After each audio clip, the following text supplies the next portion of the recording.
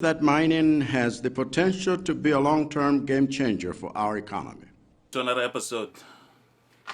This is Moira. So, on the last video, we talked about illegal mining.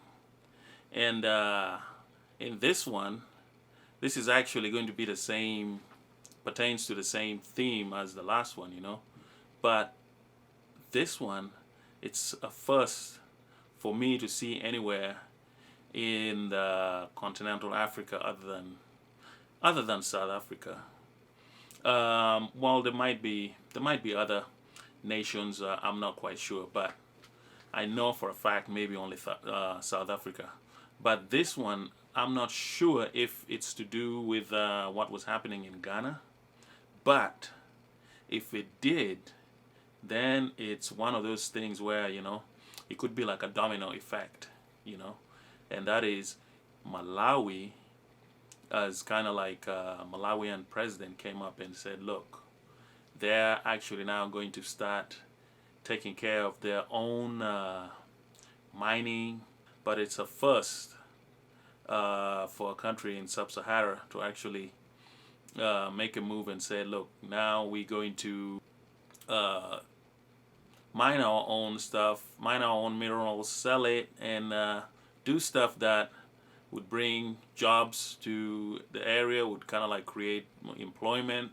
And there's always these things going on. But with this information age, this new age, it's also important that people kind of like highlight these things.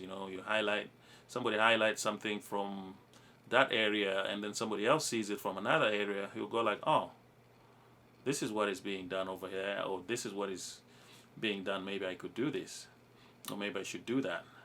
And that is pretty much what the main drive is. Anyway, take a look at this video. Fellow Malawians, as I promised in my last policy address on the last Sunday of March 2021, I am here today to outline my administration's policies on mining, as well as our roster of programs related to the sector. As you all know, for a long time, our economy has depended largely on rain-fed agriculture, with our mining sector contributing little to our revenue. Less than 3%, in fact. However, I believe that mining has the potential to be a long-term game changer for our economy. When the founders of Malawi said that Chuma chili mtaka, it was assumed that this means our country's only wealth is our fertile soil and its potential for crop production. We now know that this view is incorrect.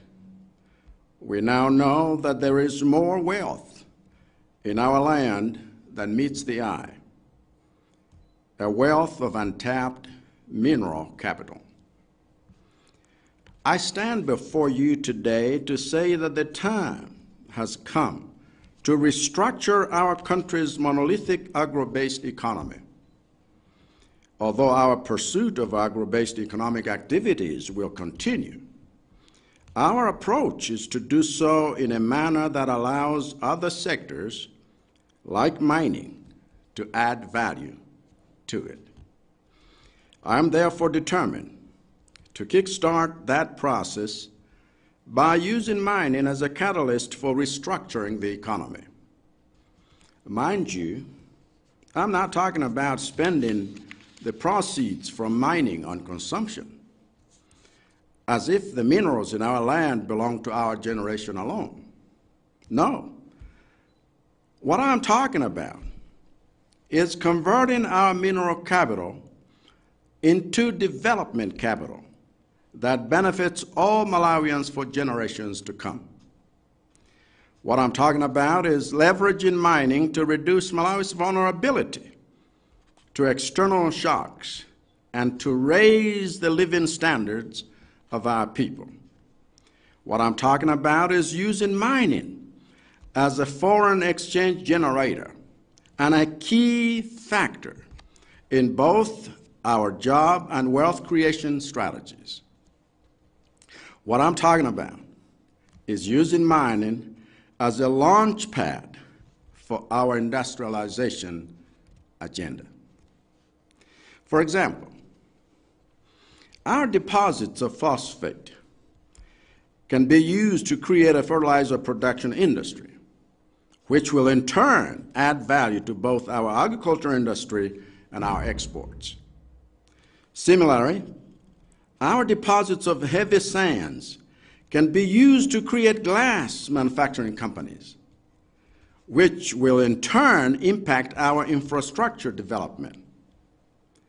In other words, if we do the right things and do things right, our mining sector can transform every other sector we have and facilitate the creation of a new Malawi, as envisioned in Malawi 2063, where mining is linked to industry under pillar number 2 of our national agenda.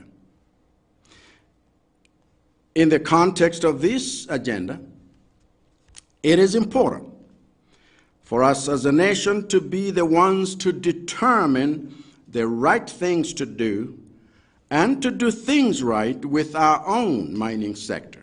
Failing to do so would result in a repeat of the negative exploitation past administrations allowed to happen at places like Kairekera, uranium mine in Karonga. Although the Kairekera sandstone uranium deposit was discovered during Malawi's first presidency in 1982, 6 presidencies later, our country has nothing developmental to show for it. Not even in the Kairekera community itself. As a country, we have issued over 250 mining licenses, but we still have no proper mining industry or returns to speak of. This is a crime we cannot allow to happen again. Nor can we allow our mining sector in general to be the unstructured, exploitative, and lawless free-for-all it has been in recent years.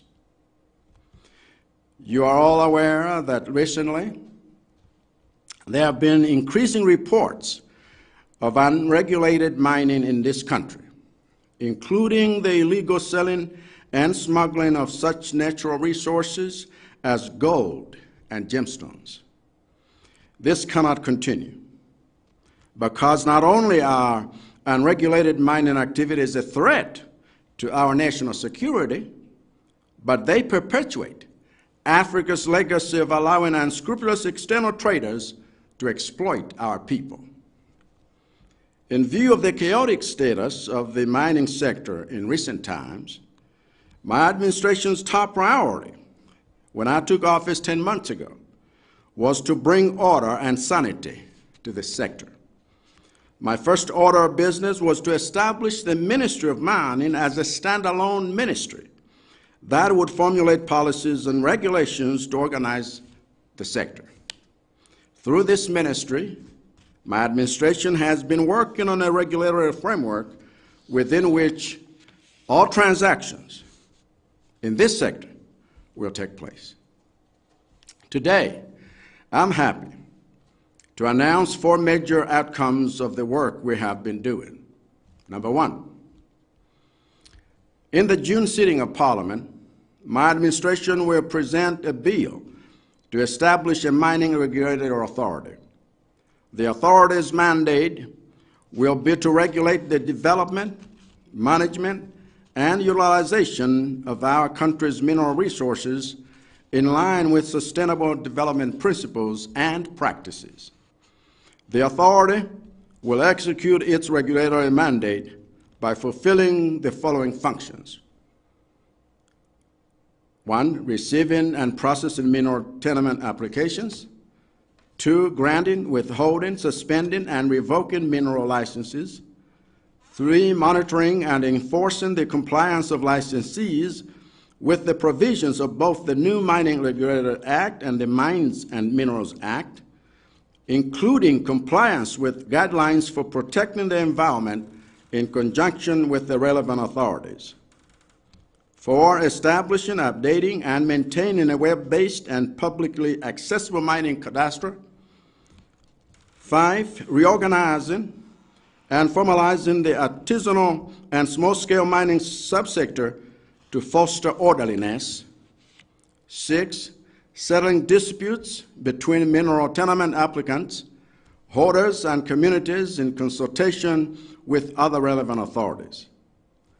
And 7, conducting mine surveying and mineral auditing in line with international standards. In readiness for the regulatory work to be done by the mining authority, the Ministry of Mining has already engaged the Malawi Police Service on the best way the two institutions can work together in curbing illegal mining and smuggling of our country's minerals.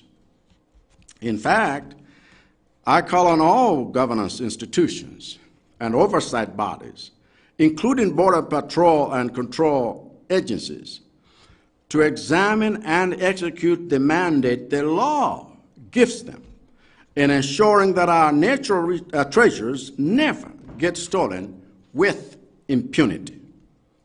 And crucially, all of you as citizens must remain watchful against illegal activities and report incidents thereof to the police.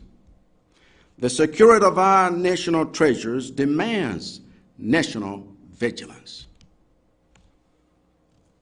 The second point is that the second major outcome of the work that has been done in the establishment of the National Mining Company, a state-owned enterprise that will promote the development of the mining sector. That is in the works.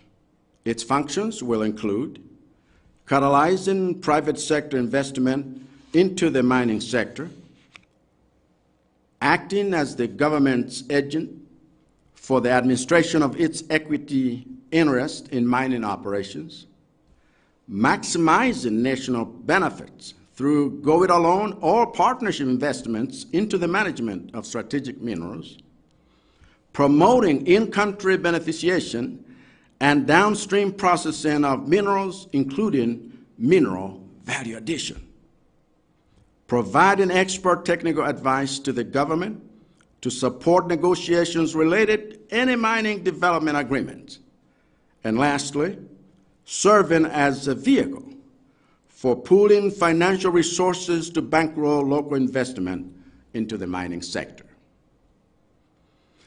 Our next step with the National Mining Company will be to capitalize and operationalize it, which the Minister of Mining will inform you about it in due course. I'm therefore directing the Minister of Finance to begin taking steps in that direction during this upcoming financial year. Another component you can expect the ministry to announce is what will be the working relationship between the National Mining Company and the mining cooperatives. We are urging those of you in the sector to form and register. Third major outcome of the work that has been done to organize the mining sector is the operationalization of the central bank's function as a structural market for our minerals. As I speak, the Reserve Bank of Malawi has already started implementing my directive to start buying gold from artisanal miners as mandated by its Act of Parliament of 2018. That act empowers the Reserve Bank to be the sole institution to purchase, sell, or hold gold in Malawi, and we are serious about this enforcement. To do this in an orderly fashion, I'm directing the Reserve Bank to engage the public in general, and miners in particular, with guidance and information on the action plan it has already developed to operate trading centers for gold in different parts of the country in line with that law. Additionally, I am directing the central bank to establish a structured market for the purchase of other minerals beyond gold and inform the public about the same. Fourthly, in the 2021-2022 financial year, my administration will fund the development of infrastructure and the deployment of experts critical to the management of the mining sector. On the infrastructural side, we will complete the construction and equipping of a state-of-the-art laboratory complex at Area 4, which is estimated to cost 820 million kwacha. On the expertise side, as part of the human capital development for this sector, we will employ mining inspectors, geologists, and engineers to respond to technical issues arising from mining activities in mineral-hot districts like Karonga, Rumpim, Zimba, Kota, Kasungu, Balaka, Machinga, and Mangochi.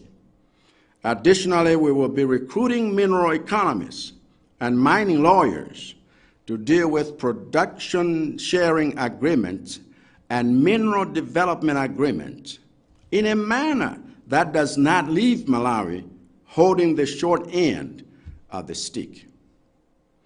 In this regard, I'm instructing the Secretary to the President and Cabinet to work with the Minister of Mining to expedite the recruitment of mining experts who are just idle. I'm also committing my administration to the training of additional expertise for this sector. Fellow Malawians, let me close with this. Malawi is a mineral-rich country. What we have lacked for decades is the patriotism, leadership, discipline, organization, and collaboration to blend the natural resources under our feet with our human resources to create the developmental riches that will last and serve generations. But the era of economic mismanagement is over. With your help, cooperation, and trust, we will turn our God-given resources into roads, schools, hospitals, parks, sports facilities, bridges, universities, pavements, apartment blocks, hotels, and excellent services over the next 2 decades. With your help, cooperation, and trust, we will turn our mineral capital into development capital. In my view, this is the only way to ensure that the minerals we have in this country are treated not like riches we have inherited from our forebears, but as riches we have borrowed from our children. God bless you for your attention, and God bless Malawi.